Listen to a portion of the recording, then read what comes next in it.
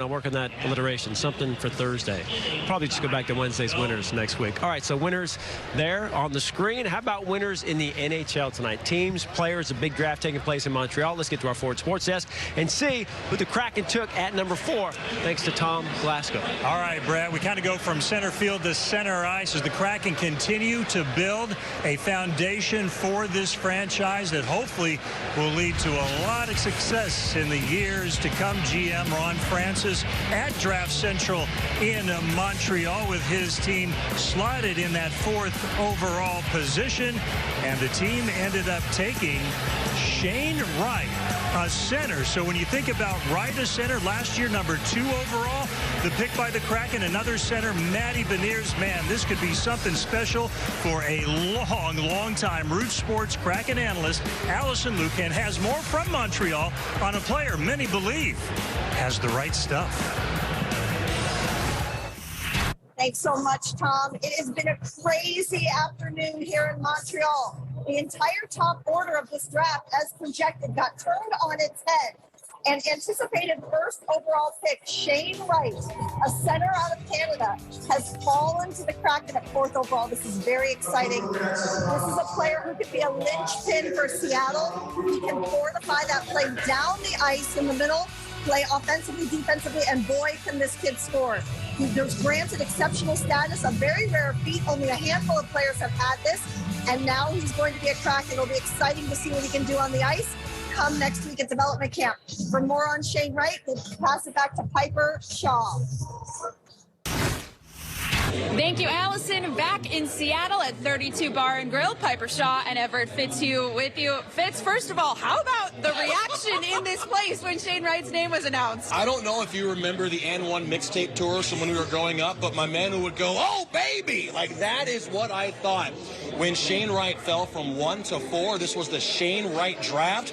All the players the Kraken potentially could have picked. Simone Nemec goes 2nd. Slavkovsky goes 1st. Cooley goes 3rd. And now Shane Wright right in the Kraken's lap. I think an unbelievable atmosphere when that was announced. Early picks are so exciting for teams. Yes. We saw that with Matty Beniers with the Kraken. What kind of an impact can an early pick make for a team? Well, you now have your number 1 and number 2 centers for potentially a generation here in Seattle. Think Crosby, Malkin. Think Kane and Taves for Chicago.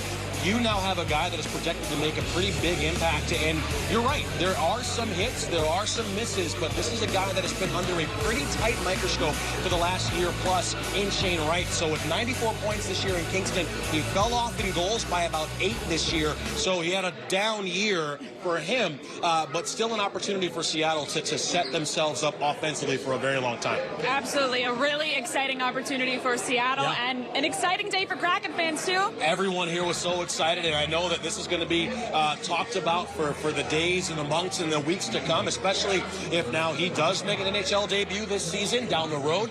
And does he score a game-winning Stanley Cup goal for the Kraken? Who knows? But Shane Wright is going to be donning the ice blue and navy, and we're so excited.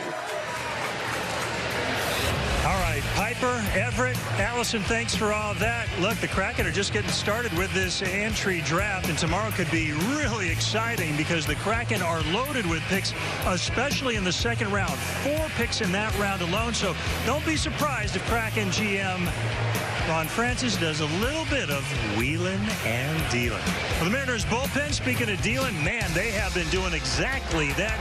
One of the reasons why the team is on a big-time roll right now, we'll talk about one of the guys in that pen who brings the heat. Stick around.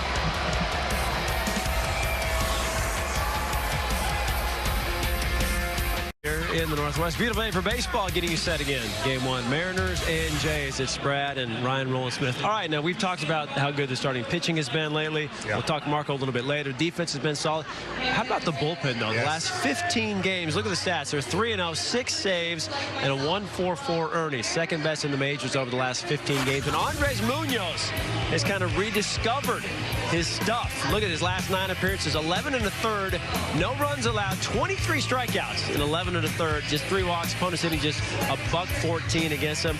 And he was scintillating his last turn in San Diego, and he's really kind of, again, rediscovered his stuff, it seems like. Yeah, he really has. Now, you said rediscovered his stuff. Absolutely. The fastball is back.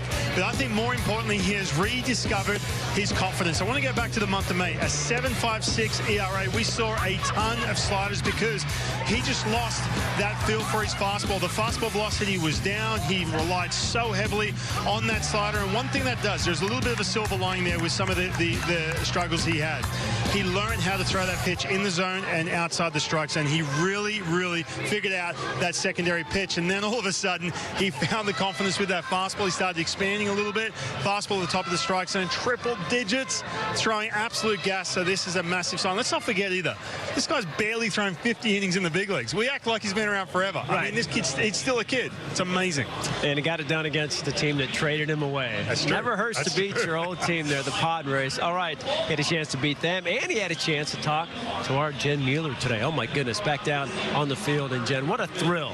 Hey, Jen Mueller. You know what? It is a long time coming. We have not talked to Andres Munoz hardly at all. I can tell you that is going to change after today. You talk about that velo. His average fastball sits just under 100 miles an hour. It is the 4th highest average in all of baseball. He has also thrown the 2 hardest pitches in a Mariners game in the StatCast era. Earlier this year in Chicago, 102.8, 102.5.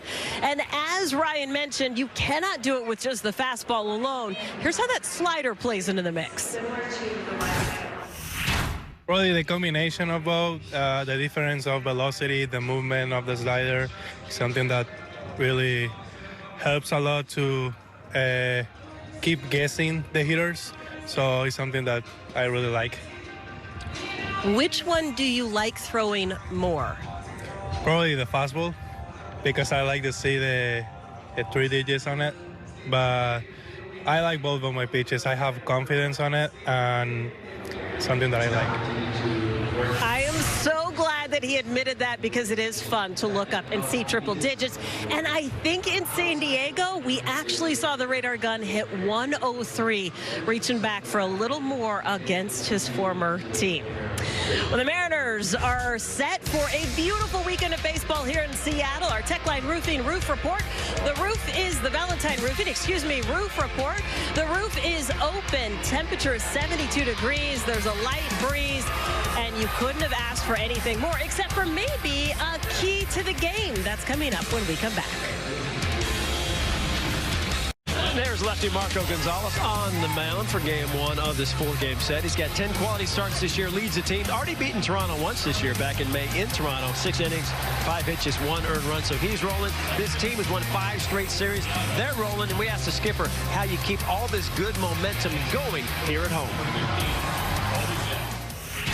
It's going to be for us playing good defense. It sounds great. Toronto's got a really good offense. They do. We've pitched very well of late. We got to continue to make the plays. And then when opportunities are there, we saw it in San Diego. We got a lot of big hits with 2 outs with runners in scoring position.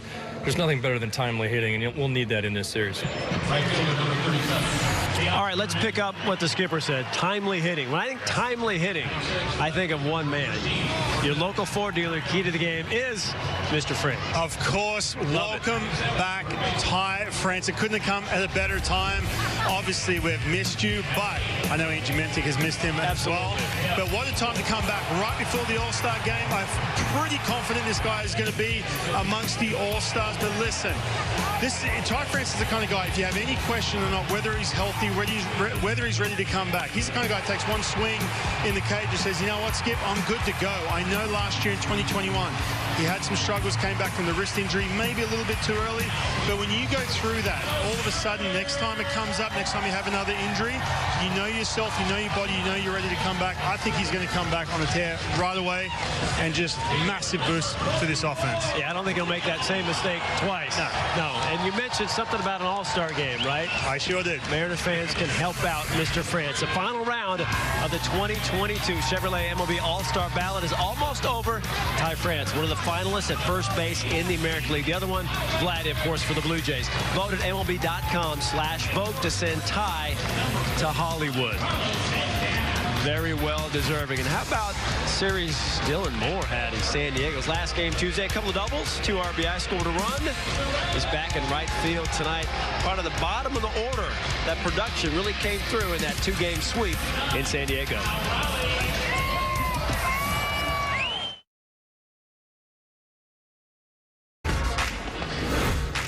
How about some first things first? What was the first car you ever drove? The first car I ever drove was a Honda Accord. It was my car's dad. It was in 1994. That's where I learned how to drive. What was the first concert you attended? First concert, it was in my hometown, Fernandito Villalona. It's like basically one of the goats in merengue in the Dominican Republic, and he's from my hometown. I was able to watch him. I thought it was pretty cool. What was the first autograph you asked for? First autograph, in the DI, we don't really ask for autograph, but we ask for pictures. So probably one of the few first pictures that I asked was this guy. His name is Jose Lima. And like he used to go to my hometown a lot. He used to say, because we had kind of the same eyes, he used to say that I was his son. Like, I can ask, can I take a picture with you? And like, I remember that moment. Do you remember the first time you were asked to sign an autograph? I remember the first time in the game. I remember I went to one of the games that the spring training games. And like somebody just come up to me like, Julio, can you please sign this for my son? And I was like, is he talking to me? Like, how does he know who I am? So that was my thought process, honestly. I think he's getting used to signing autographs now. Julio getting out there playing center field again tonight, leading off again against the Jays here in Game 1. And boy, Ryan, you talk about a guy who's, look at it, enjoys playing, the power, the speed that we've seen, the combination of both. I mean, this guy, superstar written all over him. Absolutely, and we get asked a lot all of a sudden, especially as we're at the midway point, can he be a 30-30 guy? We're talking 30 stolen bases, 30 home runs. Let's not forget, too, and we've heard Jerry DiPoto talk about this, the speed element, my favorite part of the Julio Rodriguez, a full package. This is something they didn't really anticipate a whole lot, the stolen bags. It's, as long as that front office doesn't start shutting him down at the end of the year so he doesn't get hurt, then he's good to go. And the power, obviously, the exit velo, now he's starting to pair that up with some of that launch. And look at this. Just add this on, too. A little bit of outfield. This guy has made this play a dozen times already this year. He is showing so much range in center field. Big question is, we're talking 30 and 30. Right. Can he be a 40 and 40 guy? There's only a handful of them. 40 stolen bags, 40 home runs. What do you think? At some point, absolutely, right? Absolutely. All-star this year? I think so. I think close. That'd be great if he could get added, no doubt about that. Well, Julio on display here against the bullpen start by the Jays. Marco with first pitch. Aaron and Mike on the other side of the break. Enjoy.